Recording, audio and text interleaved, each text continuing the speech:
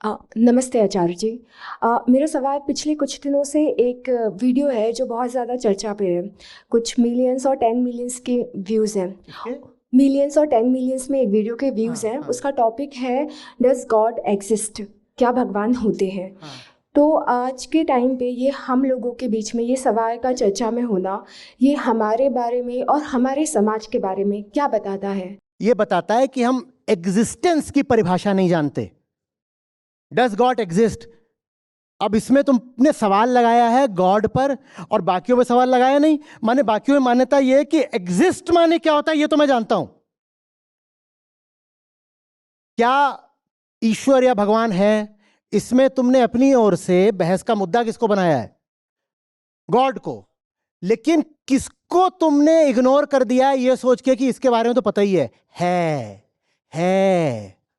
ये एक ontological dishonesty है। एग्जिस्टेंस माने क्या, ये छोड़ो बाद में कि गॉड माने क्या, पहले बताओ एग्जिस्टेंस माने क्या। How do you confirm something as existent? पहले एग्जिस्टेंस पर तो क्लैरिटी हो जाए ना, फिर हम जाएंगे कि गॉड माने क्या। पर लोग बहस करे जा रहे हैं, does God exist, does God exist, what does it mean to exist, exist माने क्या। इसलिए फिलॉसफी जरूरी है। उसके बिना ये सारी जो बहसें हैं ये बस ऐसे ही हवाई फायर, उसका कुछ नहीं लेना देना, बेकार की बात दोनों तरफ से। हेलो। हाँ बोलो पर बोलो। आज के इतने साइंस और टेक्नोलॉजी के ज़माने में जहाँ पे लोग ये सवाल हमें लगा था भूल चुके हैं करना, और या तो फिर वो नास्तिक हो चुके हैं। मैं भी एक टाइम पे नास्तिक हो चुकी थी। वहाँ पे फिर से ये सवाल अगर उठ रहे हैं तो क्या ये एक शुरुआत है कि जानने की कि व्हाट इज़ गॉड और व्हाट इज़ अरे भैया वो एग्जिस्टेंस? सवाल उठेगा ही उठेगा, क्योंकि अगर आप स्वयं को नहीं जानते तो यूनिवर्स डुअलिस्टिक तो लगेगा ही। साइंस भी डुअलिस्टिक है। साइंस कहती है दो रियलिटीज हैं, एक वो जो दिख रही है और एक जो इधर से देख रही है। साइंस भी डुअलिस्टिक है, वो लगेगा ही। और जब लगेगा तो आप कितने भी मॉडर्न हो जाएं, एडवांस हो जाएं, आज से 100 साल बाद भी आप ये कहोगे तो फिर इसको और इसको बनाया किसने? तो फिर जो गॉड क्वेश्चन है वो सदा प्रज्वलित रहेगा, हमेशा रहेगा, जब तक आप डुअलिटी की जड़ में नहीं घुस जाते कि ये डुअलिटी भी सच है कि नहीं।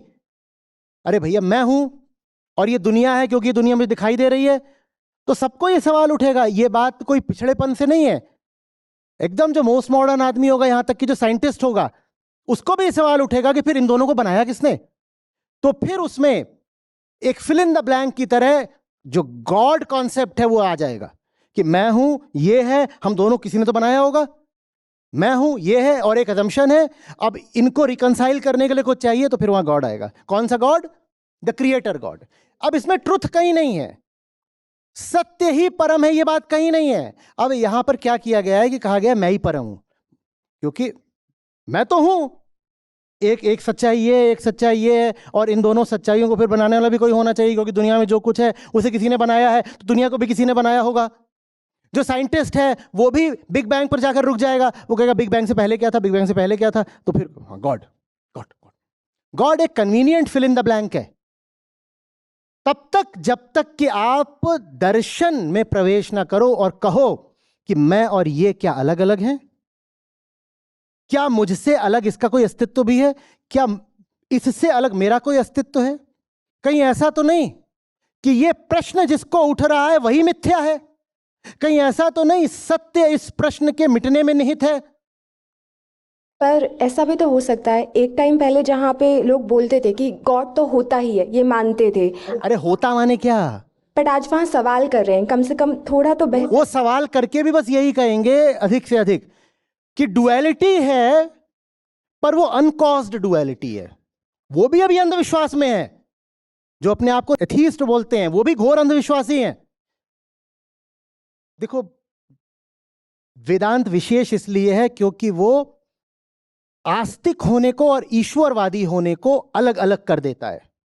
वो कहता है तुम्हें आस्तिक होना है, ईश्वरवादी होना जरूरी नहीं है।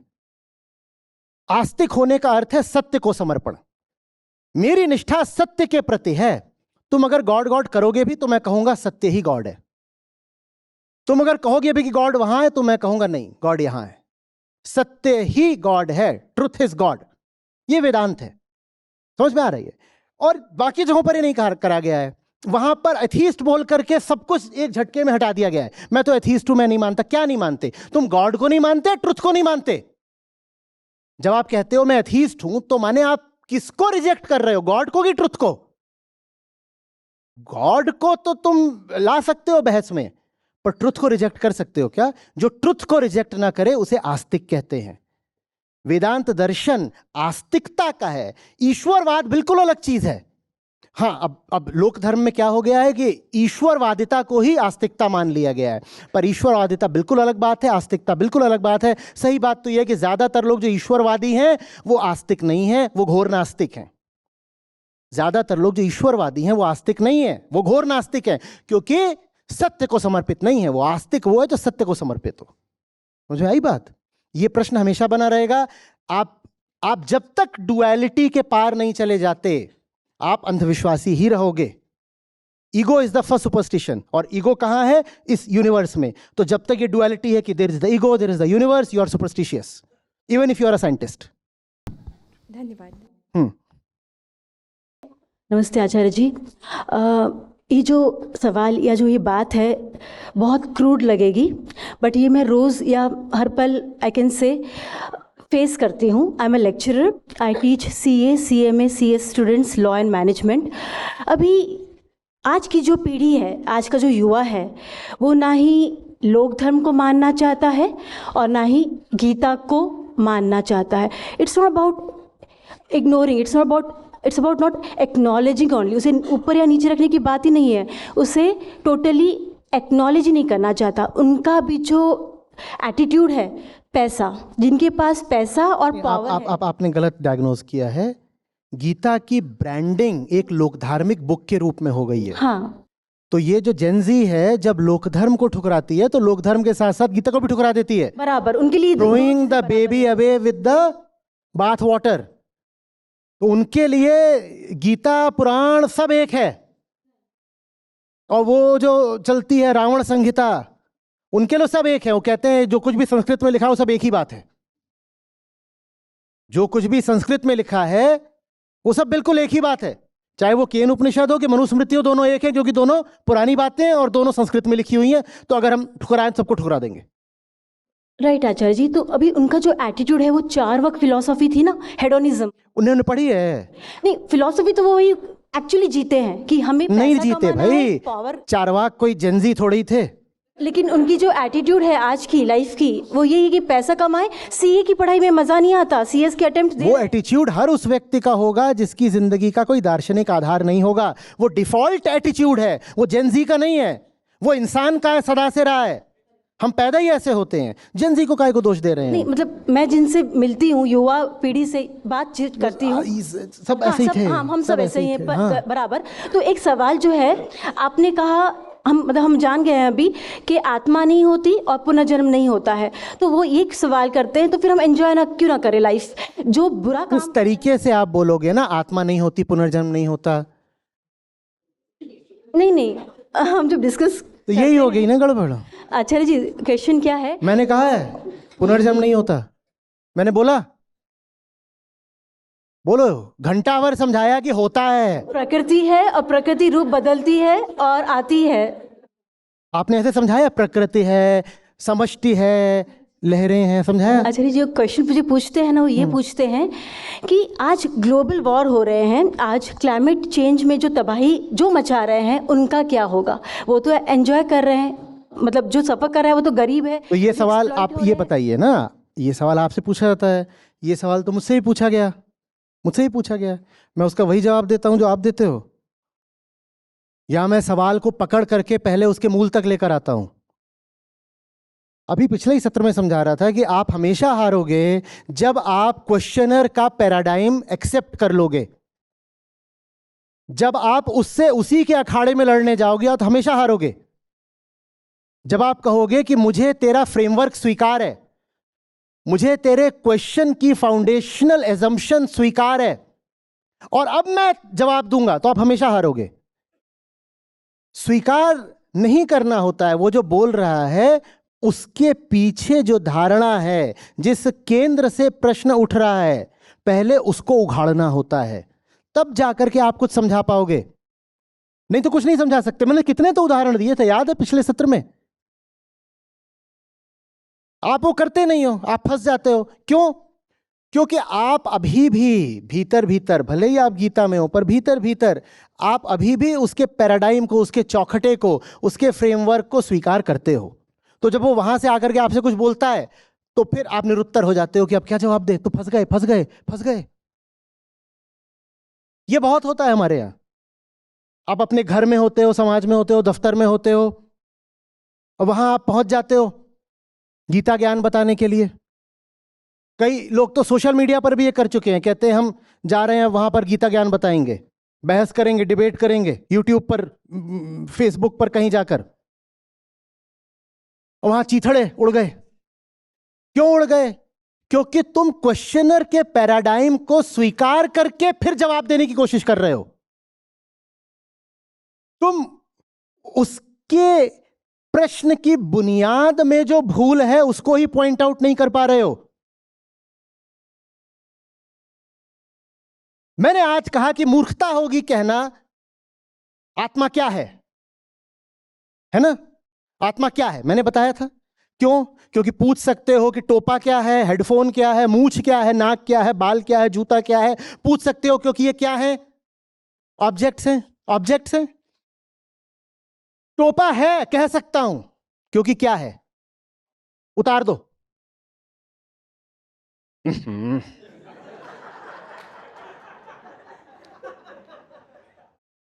टोपा ऑब्जेक्ट है इसलिए कह पाया कि है, और ऑब्जेक्ट है इसीलिए कह पाया कि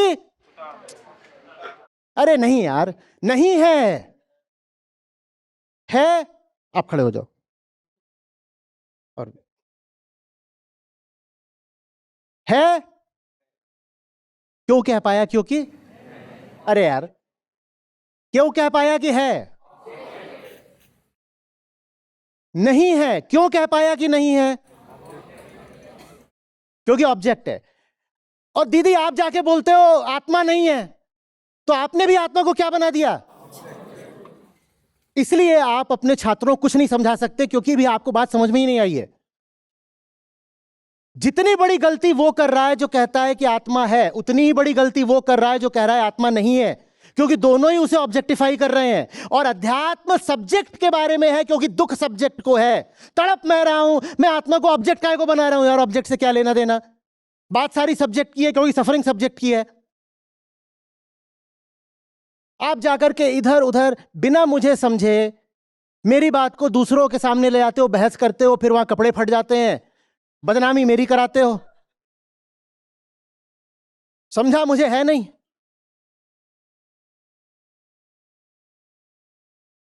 नाम वहां मेरा बड़ा बड़ा लगा दिया, जैसे मैंने आपको अधिकृत करा और रिप्रेजेंटेटिव बनाया हो अपना कि जाओ और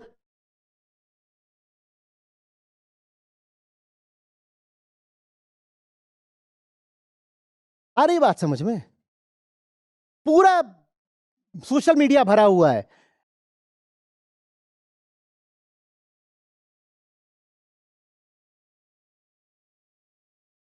आत्मा नहीं है कहना भी उतना ही गलत है जितना गलत है कहना कि आत्मा है।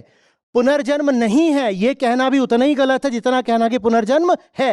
गलती कहां है? गलती इस मान्यता में है कि कोई है जिसका पुनर्जन्म या तो होता है या नहीं होता है।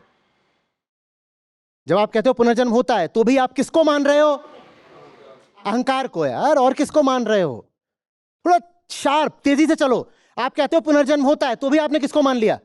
अहंकार को, कि अहंकार है और वो दूसरे शरीर में चलाएगा। जब आप कहते हो पुनर्जन्म नहीं होता है, तो भी आपने किसको मान लिया? कि अहंकार है पर वो दूसरे में नहीं जाता। तो ये दोनों ही बातें बराबर की गलत हैं। पर आप जनता के सामने आके ऐसे बोलते हो, जैसे आचार्य जी बोलते हैं पुनर्जन्म नहीं होता। अब पटके जाओगे। और नाम किसका खराब कर रहे हो? मेरा।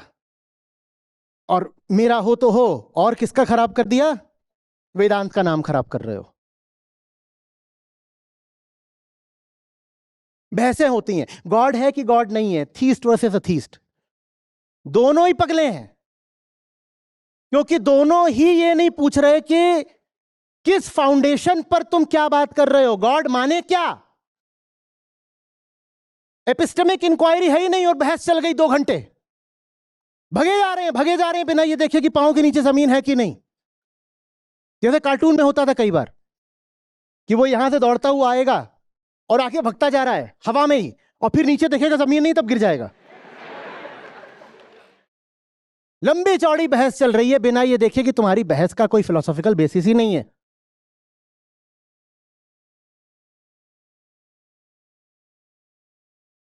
बोलिए।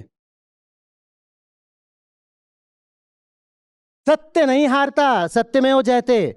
सत्य के पक्ष में या सत्य के प्रतिनिधि बनकर अगर आप खड़े हो और आपको हारना पड़ रहा है तो इसका मतलब आप सत्य से बहुत दूर हो। सत्य के साथ होते तो हारना नहीं पड़ता। हाँ सर, मेरा नाम माधुरी है। जल्दी जल्दी बोलिए, आप समय जानती हैं क्या है। सर हाँ। मेरा नाम माधुरी है। मैं बचपन से स्वाध्याय परिवार से जुड़ी हूँ, जो मैं बचपन से स्वाध्याय परिवार जो गीता से जुड़ा है। तो उसमें एक बात सिखाई थी हमें कि Gita is not only the scripture of Hinduism, Gita is the scripture of humanity. तो सर बचपन से मतलब मुझे सच्चाई के साथ रहने की आदत है। तो जब भी हम लोगों के साथ इस चीज़ को, आपने बोला तो सवाल करो, तो मुझे आदत ही है कोई कुछ बोले तो जब हम ऐसा बोलते हैं सच तो लोगों को चुभता है। और लोग हमेशा अपने अभी ईगो की बात की, आत्मावलोकन, वो तो ठीक है खुद के बारे में। जब हम सच बोलते हैं तो लोग बोलते हैं कि अरे इसमें तो ईगो है, इसका ईगो हर्ट होता है इसलिए इतना एक्सप्लेनेशन करती है, या फिर मतलब वो पूरा झुंड बना देते हैं आपको। हाँ, तो पूरा अकेला मतलब ये करते हैं। तो ऐसे लोगों के साथ कैसा बिहेव करें, मैं क्या करूं? उन्हें चुभता है तो ना ना ना ना ना, ये मुहावरेबाजी नहीं हो रही, हंसी मजाक नहीं हो रहा। तो का संबंध उनसे नहीं, तुम्हारे स्वार्थ से है। तुम्हारी समस्या ये नहीं कि उन्हें चुभता है, तुम्हारी समस्या ये है कि उन्हें अगर चुभेगा तो वो तुम्हारा नुकसान कर देगा, इसलिए डरते हो। ये जो तो है ना, ये उनसे नहीं पूछा जाता, खुद से पूछा जाता है। हाँ मैं सच बोल रहा हूं, उसको चुभ रहा है तो मुझे मुक्त होना चाहिए इस आशा से कि तुम मेरा नुकसान न करो। तुम्हें चुभता है तो चुभे। मैं जानता हूं मैं कौन हूं, मेरा तुम नुकसान कर नहीं सकते। मैं जानता हूं मैं कौन हूं, मेरा नुकसान कर नहीं सकते। ये सब बात कि मैं लोगों को सच बताती हूं पर लोगों को बुरा लग जाता है तो क्या करें। अरे यार, सच नहीं बुरा लगता, सच के आगे झूठ मिटता है। ऐसी सी बात है कि रोशनी से अंधेरे को बुरा लग जाता है तो क्या करें। कुछ हो सकता है इस बात का? इसका स्वभाव है प्रकाशित करना, उसकी प्रकृति है अंधेरापन, इसमें कुछ पूछने से क्या होगा। नमस्कार आचार्य जी। तेजी से, इतना धीरे नहीं। जैसा कि हम जानते हैं कि यहाँ पे अभी बात चल रही थी कि हम जो भी क्वेश्चन एंड आंसर्स की बात चल रही थी कि जो भी अब स्टूडेंट्स हैं वो क्वेश्चन करते हैं। मेरा हमेशा से यही आता है कि अगर कोई ऐसे कुछ भी अंडरस्टैंड आंसर क्वेश्चन बात करता है कोई, तो उसका रिप्लाई क्यों ही देना है। ना प्रेम है ना ईगो वाली बात नहीं रही कि मतलब मेरे को जीतना है इससे, और ना ही उस बंदे से इतना कुछ लगाव सा है, तो क्यों ही आंसर देना किसी। अगर जो कह रहे हो वो सब नहीं है तो उत्तर मत दो। पर कुछ लोगों को प्रेम होता है, इस नाते उत्तर देना चाहते हैं। जो तुम कह रहे हो वो मैं भी कह सकता हूं कि इनके जवाब क्यों दूं। हाँ फंस गए। सर, जो तर्क में हम हार जाते हैं यूजुअली, एक टाइम आता है कि वो सब कन्विंस हो जाते हैं और उसके बाद फिर उनको लगता है कि उसके बाद फिर संख्या बल का एक स्तर आता है कि उनकी संख्या ज़्यादा रहती है।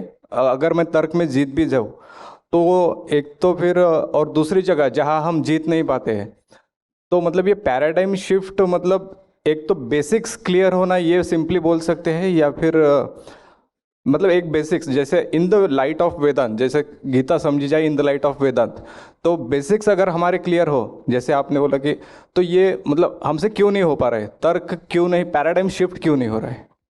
आपने शुरुआत करी थी कि अगर पैराडाइम शिफ्ट हो जाए तो ऐसा ऐसा होता है, फिर आप कह रहे पैराडाइम शिफ्ट क्यों नहीं हो पा रहा है। अच्छा, हो पा रहा है कि नहीं हो पा रहा है? नहीं समझ में आ रहा है सर। पैराडाइम शिफ्ट नहीं करना होता, पैराडाइम समझना होता है। अच्छा, जब कोई प्रश्न कर रहा हो तो उसके प्रश्न के केंद्र में, हर क्वेश्चन के पीछे कुछ फॉल्सनेस होगी, क्योंकि सत्य तो सवाल पूछता नहीं ना। सवाल के लिए कॉन्ट्रडिक्शन चाहिए, इतना समझ में आ रहा है, वरना सवाल क्यों उठेगा। और स्पष्टता के बाद सवाल तो बचता नहीं है। तो हर सवाल के पीछे एक झूठ होता है, उस झूठ को उघाड़ना होता है। पर सवाल बन के ऐसे खड़ा होता है जैसे मैं, भाई सवाल को जवाब नहीं चाहिए होता है, सवाल को डिसोल्यूशन चाहिए होता है, सवाल को उत्तर नहीं आईना चाहिए होता है ताकि सवाल मिट जाए, क्योंकि हर सवाल झूठा है। सवाल की डेफिनेशन ही है ये, that which is asserting a contradiction and saying now answer. The answer lies in exposing the contradiction, not answering it. Because in answering it, you are accepting it. और उस contradiction को accept कर लिया, तो क्या तुमने आंसर दिया? Then now the question has been extended, not answered. तो सर इसमें ये बिलीफ सिस्टम हमारे मतलब दिमाग पर इतनी छाई है, डीप कंडीशनड हो गई है कि हम ये ऑलरेडी मान चुके होते हैं कि हम गलत है और उसका पैराडाइम ये बात हुई ना, ये बात है हुई। और हाँ, उस हिसाब से हम बहते चले जाते हैं उसमें। आपके भीतर हीन भावना बैठी है, आप कहीं ना कहीं पहले माने बैठे हो कि बात तो उसकी सही है, लेकिन फिर भी आचार्य जी कुछ बोलते हैं, वो इंप्रेसिव लगता है तो मैं उससे बहस कर लेता हूं। अब पिटोगे नहीं तो क्या होगा? तुम पिटोगे नहीं तो क्या होगा? बोलो। आप ये नहीं देख पा रहे कि वो जहां खड़ा है उसकी फाउंडेशन में क्या गलती है। क्यों? क्योंकि उसकी फाउंडेशन पर तो आप भी खड़े हो, आप अलग हुए ही नहीं अभी तक, भीतर से आप उसी के जैसे हो, और भीतर से उसी के जैसे रहते हुए, भीतर से उसी के जैसे रहते हुए आप उससे हारोगे ही। कल का ही एक सिंपल इंसिडेंस है सर, 2 मिनट में बताना चाहता हूँ। क्रॉसवर्ड में जो बुक साइनिंग का इवेंट था, वहाँ पे मैंने एक, मेरे सोसाइटी में जो रहते हैं वो एक क्लोज फ्रेंड है, पर वो एक तर्क के बेसिस पर मुझसे सिमिलर विचार रखते हैं, पर वो अभी तक आपसे जुड़ नहीं पाए। तो उनको मैंने इनवाइट किया था और वो आए थे। अभी वहाँ पे एक आत्मावलोकन जैसा हुआ किस्सा कि जब मैं सोसाइटी में उनके किस्सा नहीं समझ सकता, टाइम नहीं है, वक्त नहीं, वक्त हाँ नहीं। मतलब मैं सुना देता हूँ किस्सा। Thank you sir. आप हैं, आप यहां बैठे हैं, आधी रात हो गई, आप घर जाते हैं, घर में कोई पिता माता पत्नी आपसे कहती हैं कि कौन तुम्हारे ज्यादा करीब का है, मैं क्या चाह रहे?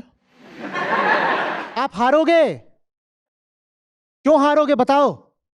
क्योंकि निकटता की वही परिभाषा जो वो लेके आए हैं आपने भी स्वीकार कर रखी है। अब आप हार गए, आपका मुंह बंद हो जाएगा। अभी आप यहां से जाओगे इतना गीता वगैरह पढ़ करके, घर में अभी बीवी खड़े होकर बोलेगी बताओ तुम्हारा दादा सगा कौन है, मैं क्या आचार्य? आप ऐसे क्योंकि सगेपन की आप उनकी ही परिभाषा पहले स्वीकार कर चुके हो, पहले उनकी पैराडाइम जो उनकी मान्यता है उसको चुनौती दोगी। सगा माने, अब होगी बात, अब होगी बात। नहीं तो बस अपना तो मुंह लेके आ जाना कि नहीं है तो वही अपने ना, अपने तो अपने होते हैं।